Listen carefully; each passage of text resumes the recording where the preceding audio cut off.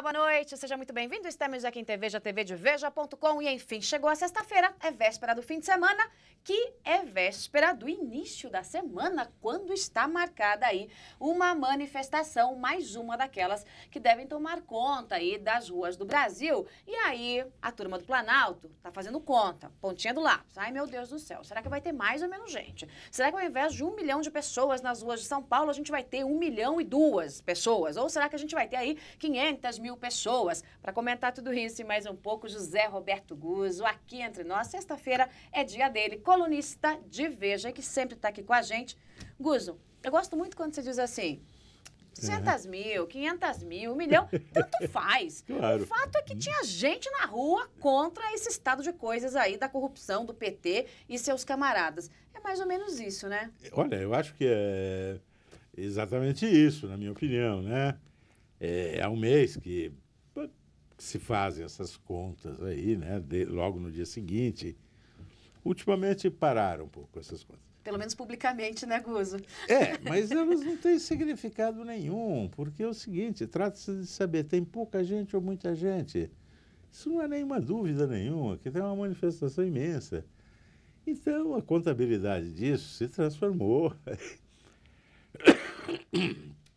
Mas essas questões falsas, né, que a política brasileira adora debater. Adora, né? Será que são 200.000 segundo Datafolha ou será que é 1 milhão segundo a PM? Tinha Pois um monte de é, gente, não. a rua estava lotada, a Paulista tomada de gente, parecia assim, né, quando você destrói um formigueiro, blá, blá, blá, aquele monte de gente ali, que é isso?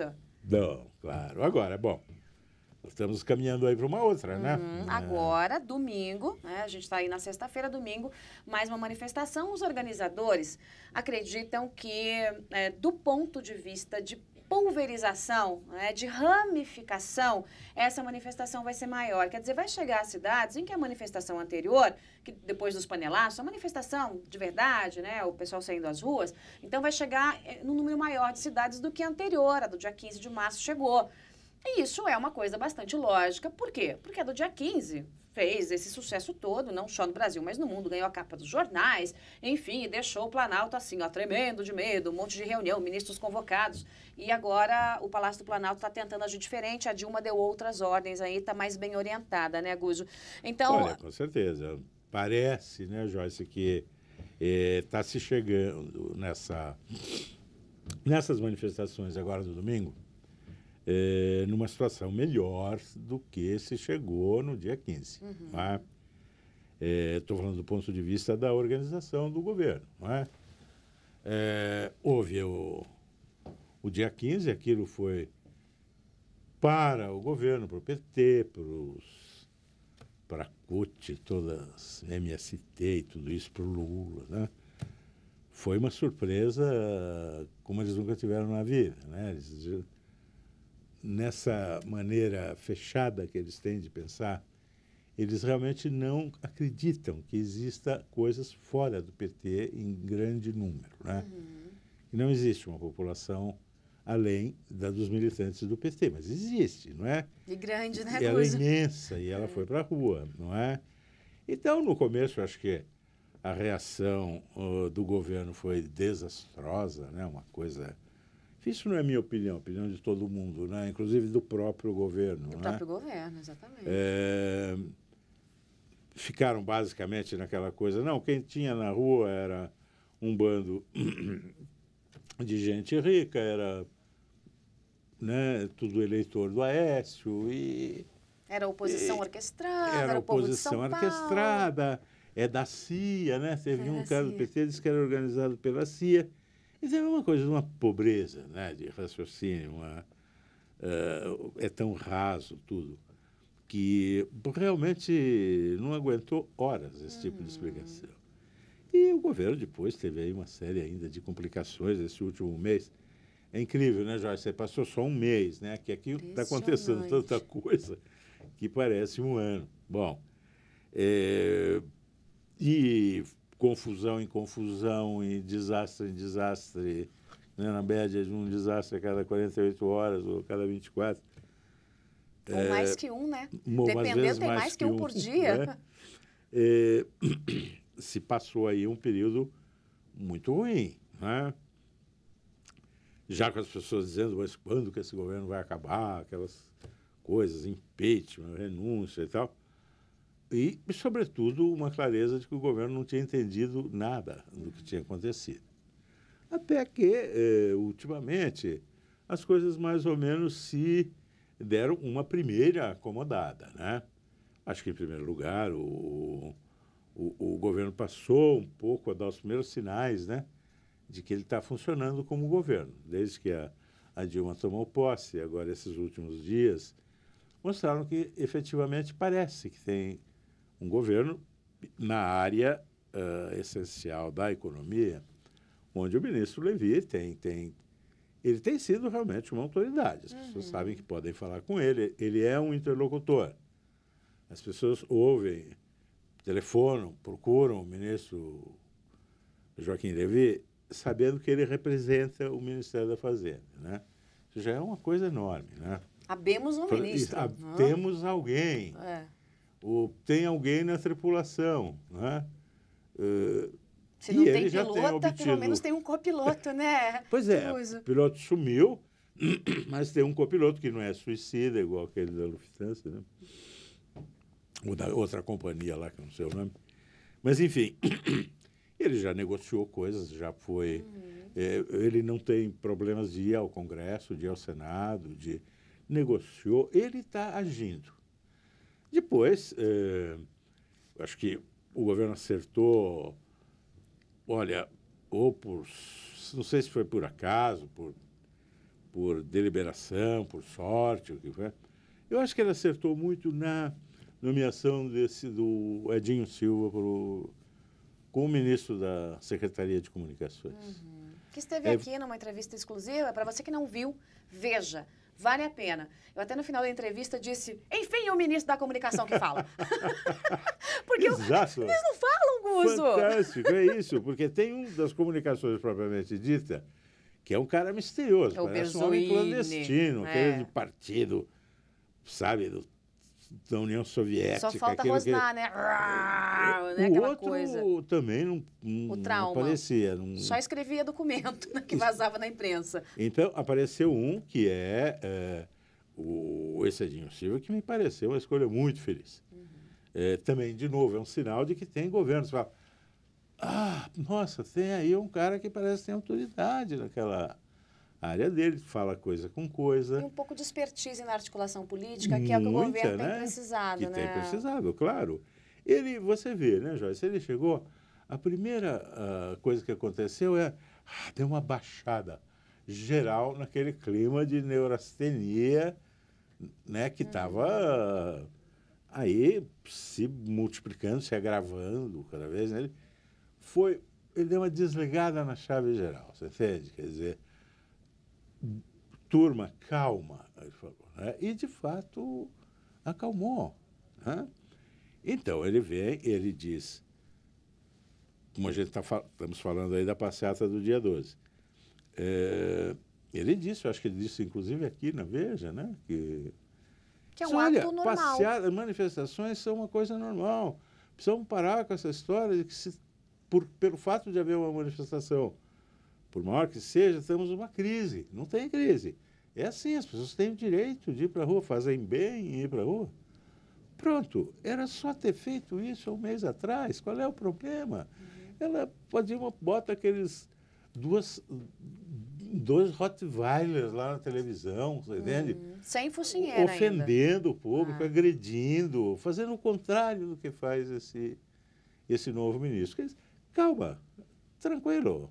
Olha, esse daqui é um governo que foi eleito, que tem de governar, e ele reconhece o direito das pessoas se manifestarem, está na lei, democracia é isso, tem conflito mesmo, e se as pessoas não gostam do governo, tem mesmo de dizer, e vamos dialogar, vamos conversar.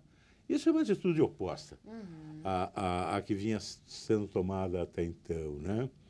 E também, enfim... Você se lembra do documento, Gus, o anterior? Quer dizer, o Trauman, não sei se foi ele que escreveu ou não, se foi ele que vazou ou não, mas dizia, vamos convocar os nossos exércitos, vamos chamar as pessoas, vamos colocar robôs nas redes sociais, tal, porque a gente tem que fazer uma guerra. Quer dizer, era assim um tom de guerra. Que é um tom. Aqui não estou dizendo que o ministro Edinho Silva também é santo, porque não tem ali ninguém que está na fila para ser canonizado. Ponto. Quer que fique muito claro Não, isso. mas isso A gente está falando do tá em ponto de vista discussão. político. Quer dizer, como ele está ou não operando o papel que tem que operar dentro do governo. Quer dizer, tem ministro, como a gente disse aqui, o ministro que assina o cheque da Fazenda, ele tem que fazer as coisas relativas à Fazenda. O ministro da Secretaria de Comunicação Social tem que fazer a comunicação social do governo. E esse está fazendo. Está fazendo, mas não está em questão, como se diz, quem é santo, quem é mais santo. Não é isso.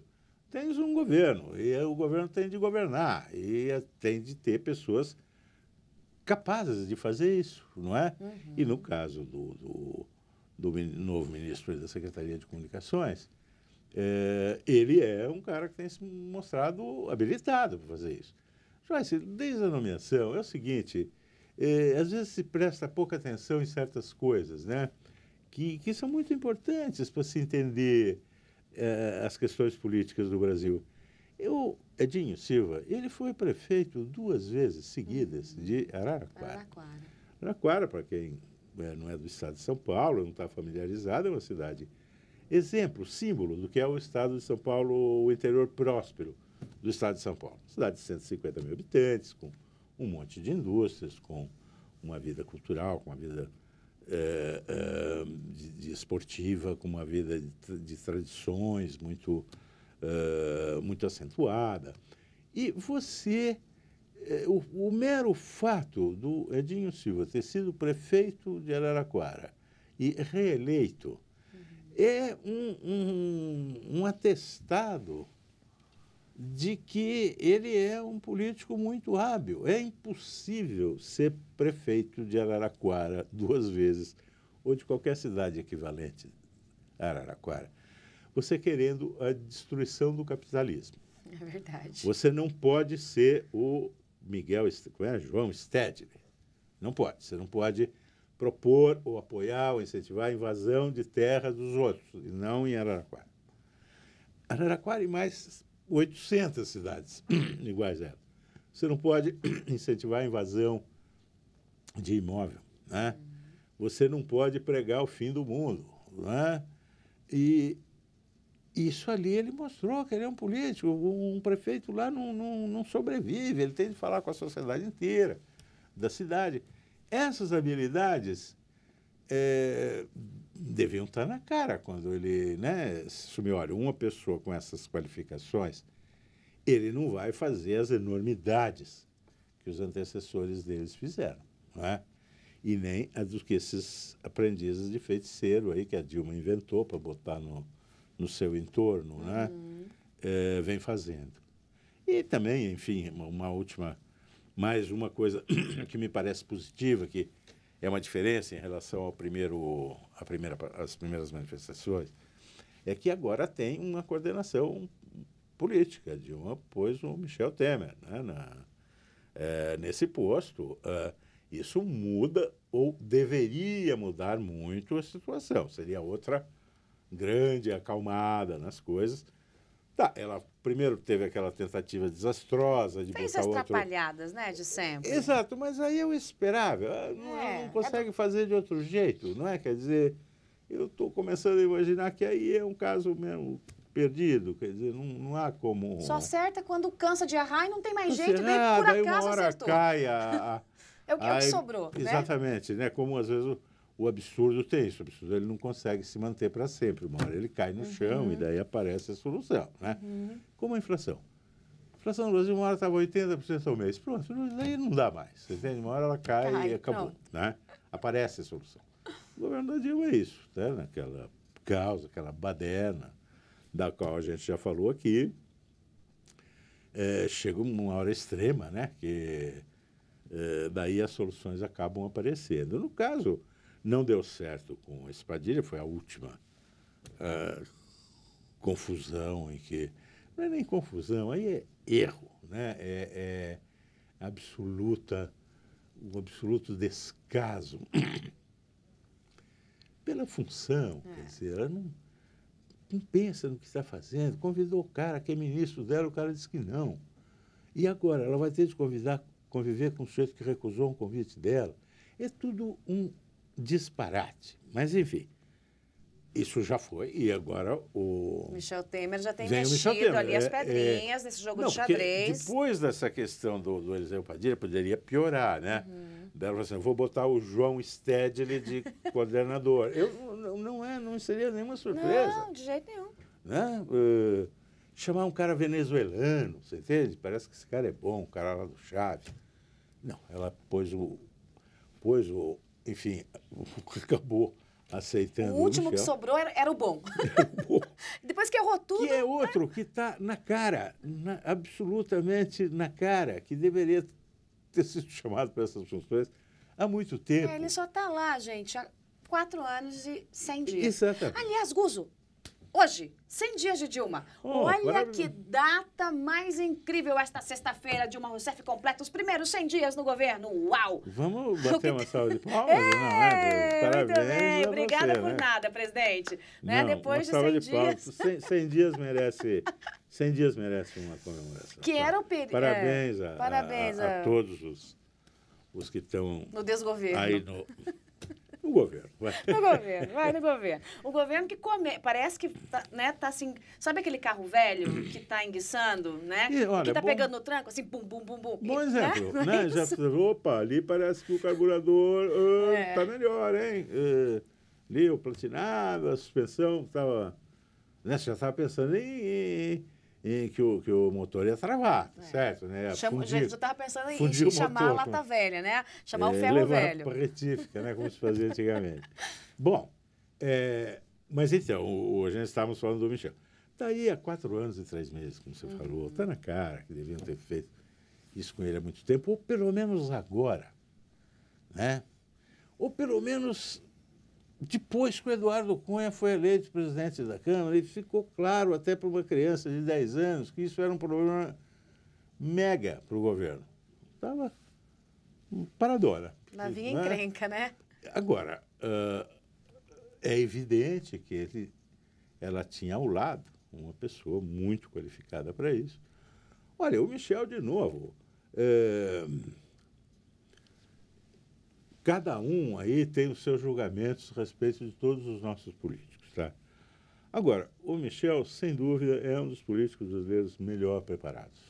Né? Do ponto de vista de ele é um cara culto, é. ele tem um abismo entre ele e a média dos parlamentares brasileiros. O Michel sabe ler, sabe escrever, entende sabe o que coisa, lê, né? fala latim, Entende o que fala. É uma pessoa que vive política há 50 anos. O Michel, ele começou fazendo política no Largo de São Francisco, na Faculdade de Direito, 11 de agosto, e não parou mais, né? Para quem não se lembra, ele comandou a Câmara dos Deputados, né, gente? A função hoje de Eduardo Cunha foi de Michel Temer. Isso antes agora, de virar, né? Depois de muitos anos de experiência. Antes ele foi secretário de Segurança, fez essa política do interior de São Paulo, que ele conhece como ninguém. Já teve muita derrota, né, já aprendeu muita coisa. Ele é uma pessoa extremamente bem... preparada, né? Preparada para exercer esse cargo. Até de se dizer, se não resolver isso com o Michel, se não fica bom... Prego e martelo para fechar a porta e ir embora, né? Aí é complicado. Ele, como você disse, do carro que está ameaçando pegar de novo, né? Ele é uma peça importante aí para fazer isso acontecer. Então, eu não consigo imaginar que ele não faça avanços, você entende?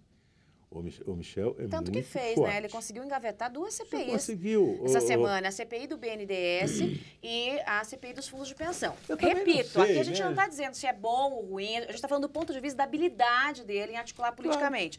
Volto a dizer, não é candidato à canonização. A gente está dizendo o governo, como o governo Dilma andou mal das pernas, né? 2 pés esquerdos, não sabia direito o que fazer, uma coisa de maluco.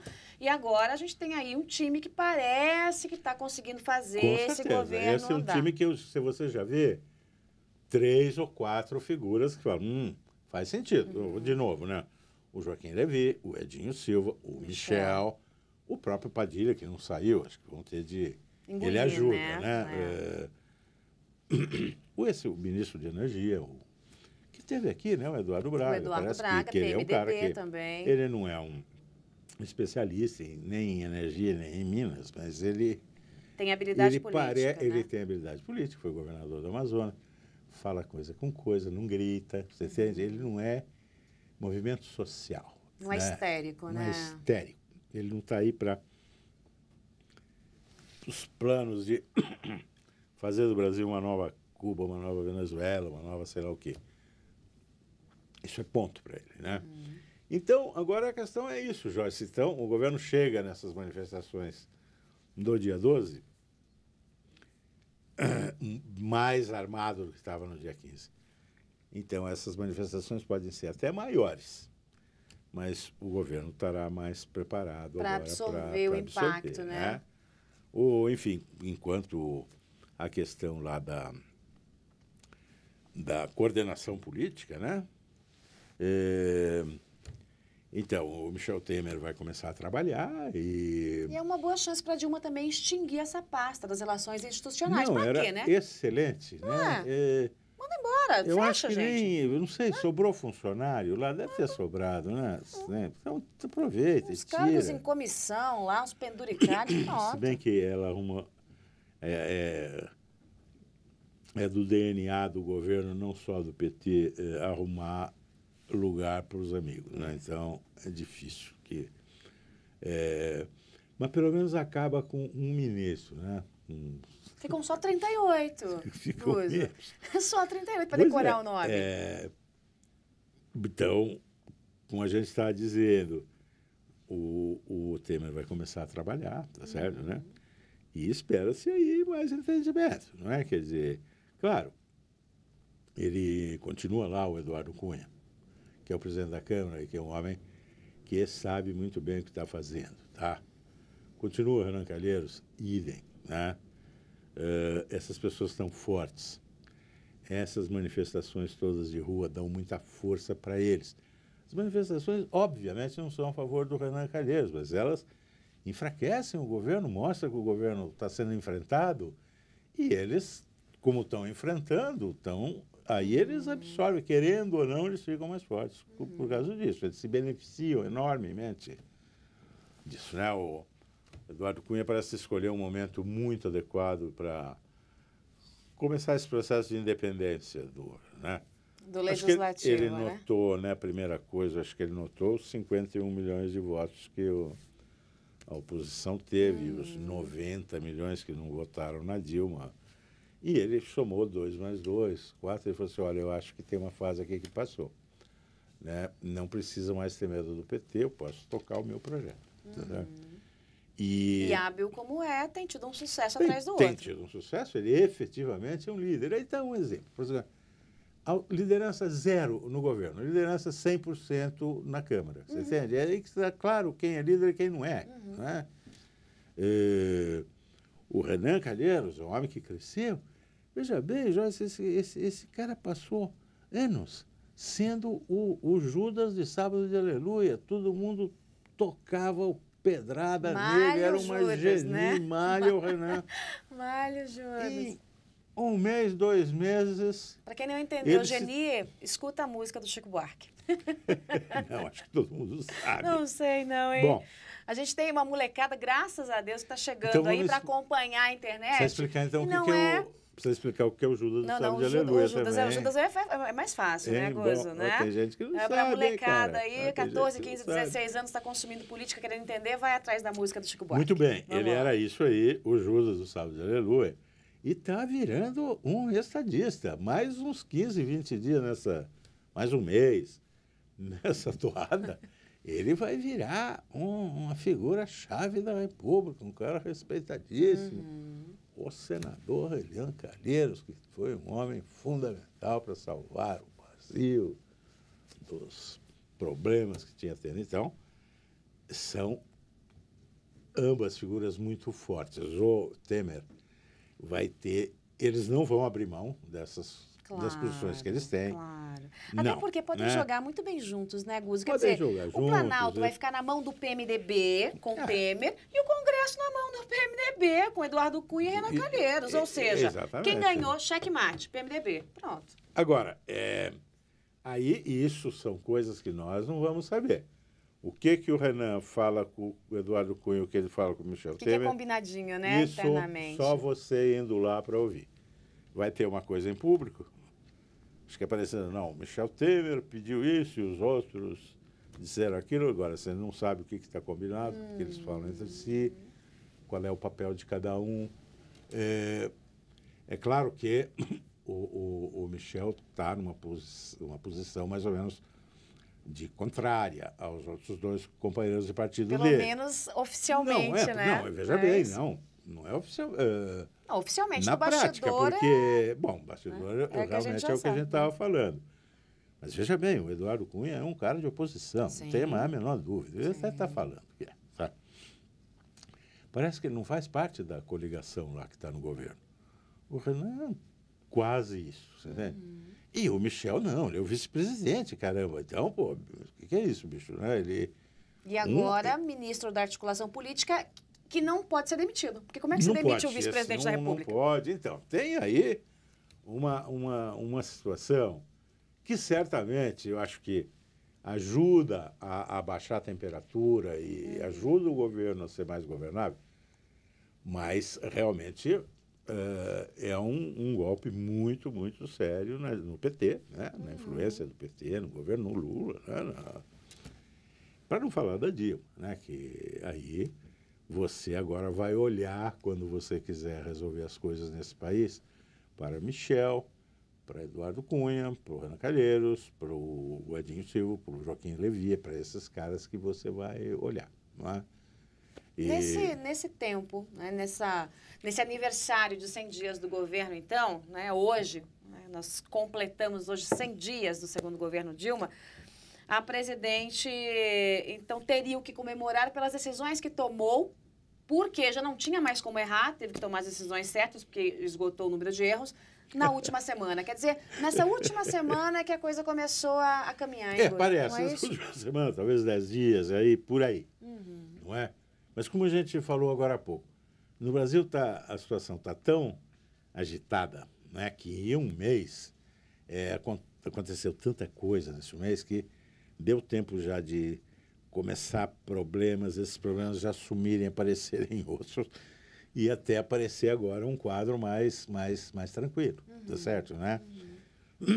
A ver, né, Joyce, o que vai haver no domingo, de qualquer maneira, é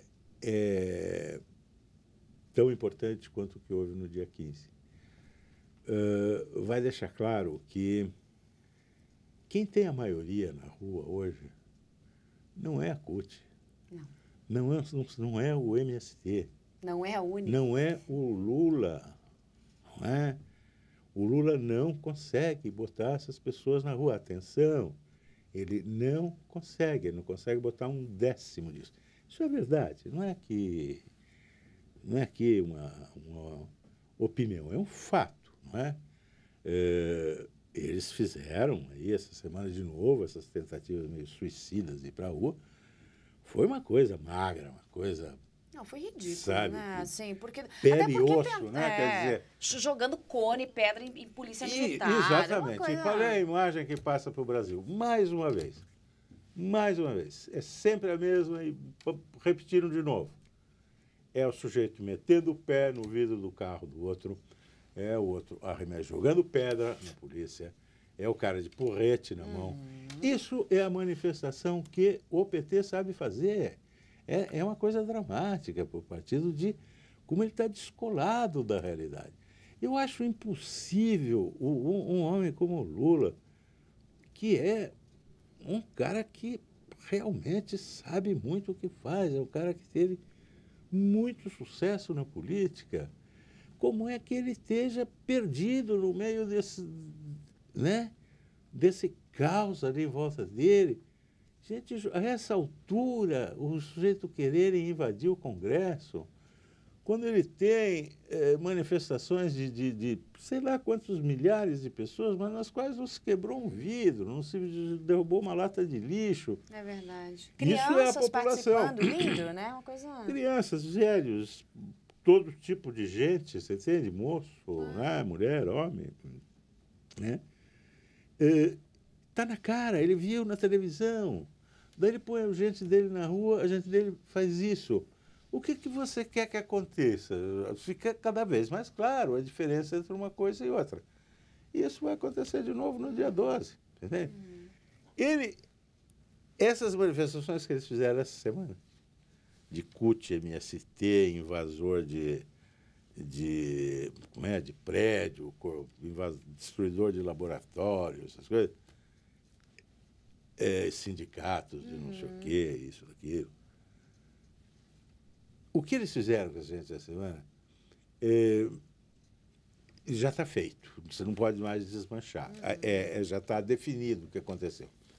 O dia 12, né, vai de novo mostrar isso que a gente falou. Olha como é esse lado e olha como é que é esse.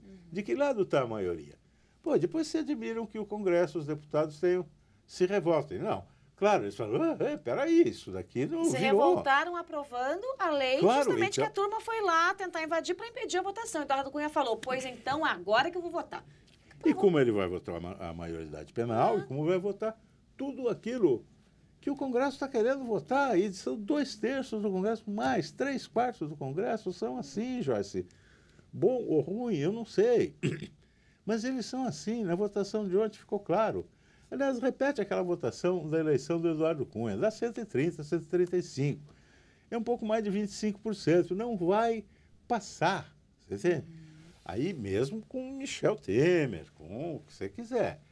Para o governo aprovar projetos lá, vão ter de ser projetos que sejam aprovados realmente por essa maioria de deputados. Eles não têm, eles têm um quarto daquilo.